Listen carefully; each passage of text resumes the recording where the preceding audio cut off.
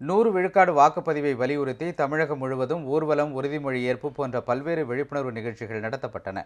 வேலூரில் அச்சமின்றி வாக்களிப்போம், ஜனநாயக கடமையை நிறைவேற்றுவோம் என்ற தலைப்பில் நடைபெற்ற விழிப்புணர்வு ஊர்வலத்தில் கல்லூரி மாணவர்கள் 200க்கும் மேற்பட்டோர் கலந்து கொண்டனர்.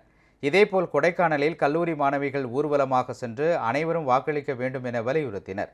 மதுரை மாவட்டம் செட்டிக்குளத்தில் நடைபெற்ற சமத்துவ பொங்கல் விழாவில் பங்கேற்ற ஆட்சியர் பிரவீன்குமார் மாட்டு வண்டியில் பயணித்தும் கும்மி அடித்தும் 100 விழுக்காடு வாக்குப்பதிவு குறித்து விழிப்புணர்வு ஏற்படுத்தினார்.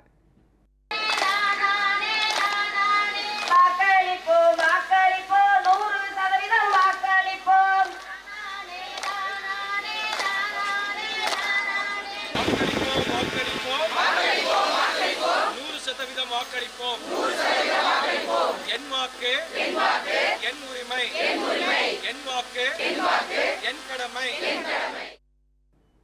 பெரம்பலூர் மாவட்டம் வேப்பூரில் சிலம்பாட்டம், தப்பாட்டம் போன்ற நிகழ்ச்சிகள் நடத்தி அனைவரும் வாக்களிக்க வேண்டும் என பொதுமக்களுக்கு விழிப்புணர்வு ஏற்படுத்தப்பட்டது. மேலும் இசைப்பள்ளி ஆசிரியர்கள் மற்றும் மாணவர்கள் இணைந்து பாடல்கள் மூலமும் விழிப்புணர்வு ஏற்படுத்தினர்.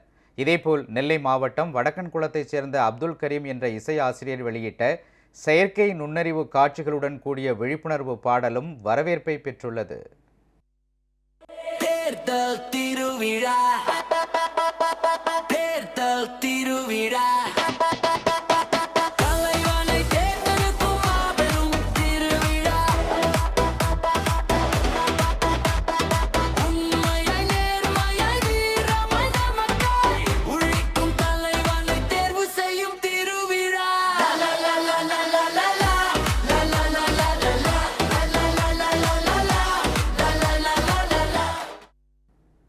ராணிப்பேட்டையில் உள்ள அரசு தோட்டக்கலை பண்ணையில் நூற்றுக்கணக்கான மரக்கன்றுகளை 100 விழுக்காடு வாக்குப்பதிவு என்ற ஆங்கில வாசக வடிவில் அடுக்கி விழிப்புணர்வு ஏற்படுத்தப்பட்டது.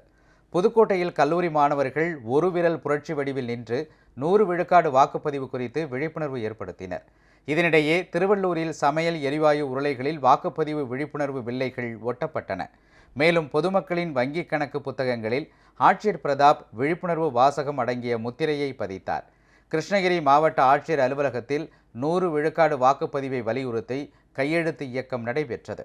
மேலும் எனது வாக்கு எனது இந்தியா என்ற தலைப்பில் பிரம்மாண்ட கோலமும் ஆட்சியர் அலுவலக வளாகத்தில் வரையப்பட்டிருந்தது.